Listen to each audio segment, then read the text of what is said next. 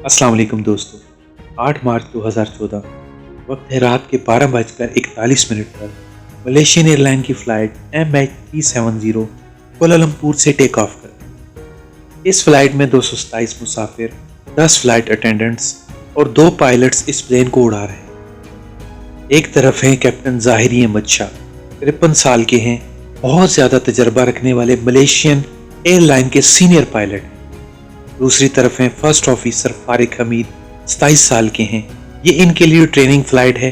Training मुकम्मल होने के बाद ये फुली सर्टिफाइड हो जाएंगे प्रोफेशनल पायलट बनने के लिए।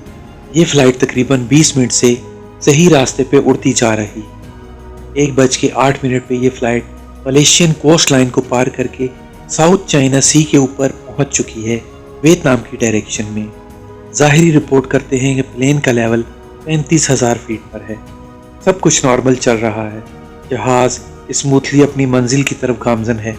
इसके कुछ 11 मिनट बाद जहाज़ पहुंचता है वियतनामीज एयर ट्रैफिक ज्यूरिसडिक्शन के अंदर। इस ही रीज़न से जो कोलालमपुर का एयर ट्रैफिक कंट्रोल है वो रेडियो पे कहता है मलेशियन MH370 कॉन्टैक्ट हू ची मिन 120.9 गुड नाइट। इसके जवाब में कैप्टन ज़ाहिरी आंसर करते हैं गुड नाइट मलेशियन 370।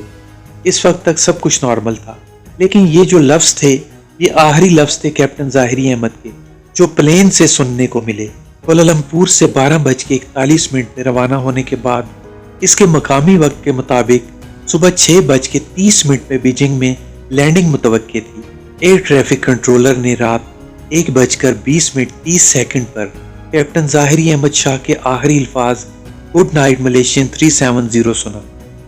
थोड़ी देर बाद त्यारे का ट्रांसपोंडर बंद कर दिया गया और MH370 शहरी रेडार से गायब हो गया। उसके बाद जहाज का कुछ नहीं पता चला वो कहाँ गया, जमीन खा गई या आसमान। यह हादसा बन जाता है दुनिया की सबसे बड़ी एविएशन की mystery. Breaking news tonight, a Malaysia Airlines flight MH370 Flight MH370 disappeared en route to Beijing. 70, we are ready, requesting flight number 310 to Beijing. Malaysia 370. Flight MH370 ended in the southern Indian Ocean. Vietnamese air space के अंदर पहुंचने के 30 second बाद ये plane अचानक से गायब हो जाता है। उस वक्त टाइम था 1:21। कोलालमपुर के एयर ट्रैफिक कंट्रोल वाले इसको नोटिस नहीं करते और जब करते हैं तो इन्हें लगता है कि ये जो प्लेन है ये हमारे रेडार की रेंज से बाहर निकल चुका है और वियतनाम की एयर स्पेस के अंदर चला गया होगा। ये कोई अजीब बात नहीं। दूसरी तरफ वियतनाम में जो एयर ट्रैफिक कंट्रोल वाले थे वो देखते हैं कि MH370 इनके एयर स्पेस में आया, लेकिन अचानक से इनके रेडार से गायब हो जाता है। वो राब्ता करने की कोशिश करते हैं, लेकिन दूसरी तरफ से कोई जवाब नहीं आता। बार बार कोशिश करने के 18 मिनट बाद वियतनामीज कंट्रोलर कोलालमपुर को बताते हैं कि MH370 अचानक से गायब हो चुका है। आमतौर पर Kuala Lumpur aeronautical rescue coordination centre को नोटिफाई किया जाना चाहिए था। 1 घंटे के अंदर अंदर के यहाँ प्लेन गायब हो चुका है, लेकिन असल में 4 घंटे गुजर जाते हैं और इसके बाद इमरजेंसी रेस्क्यू ऑपरेशन की शुरुआत होती है, यानी कि 6:32। ये वो वक्त था जब प्लेन की बीजिंग में लैंडिंग हो जानी चाहिए थी, लेकिन लैंडिंग ना हो सकी। फौरी रद्द-ए-अमल एक बड़े पैमाने पर तलाश और बचाव ऑपरेशन था जिसमें दुनिया भर के ममालिक शामिल थे। इब्तदाई तौर पर बहरा जनूबी चीन पर तवज्जो मरकूज की गई। ये रिसर्च बहरा हिंद तक फैल गई जिसने 4 मिलियन मुरब्बा किलोमीटर से ज्यादा का अहाता सर्च किया। तलाश की मुकम्मल कोशिशों और जदीद टेक्नोलॉजी के बावजूद बशमूल सेटेलाइट डाटा का तज्जिया और गहरे समंदर की स्कैनिंग यानी सोनार स्कैनिंग, लेकिन जहाज नहीं मिल सका। बरसों से MH370 का कोई हतमी सुराग नहीं मिल सका। फिर 2015 में एक अहम पेशरफ्त उस वक्त हुई जब एक फेल्ट्रॉन जिसकी तस्दीक MH370 से हुई रीयूनियन जजीरे पर पाया गया।